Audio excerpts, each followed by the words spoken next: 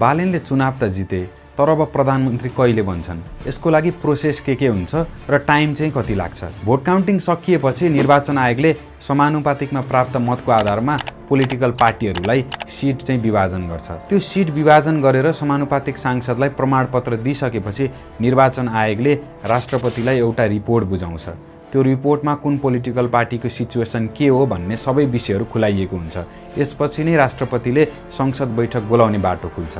त्यो संसद बैठकमा चाहिँ सांसदहरूको शपथ हुन्छ। त्यो शपथ भइसकेपछि सबै पोलिटिकल पार्टी, सबै राजनीतिक दल जो चाहिँ संसदमा आबद्ध छन्, जसले चुनाव जितेर आएका छन्, उनीहरूको दलको बैठक बस्छ। त्यो दलको बैठकले एकजना नेता चयन गर्छ। जो चाहिँ दलको नेता हुन्छ उनी प्रधानमन्त्रीको क्यान्डिडेट हुन्छ। हालैको चुनावबाट रासोपाले बहुमत सिट जितेको छ, अर्थात् अब रासोपाको संसदीय दलको नेता जो हुन्छ उनी प्रधानमन्त्री बन्ने हो।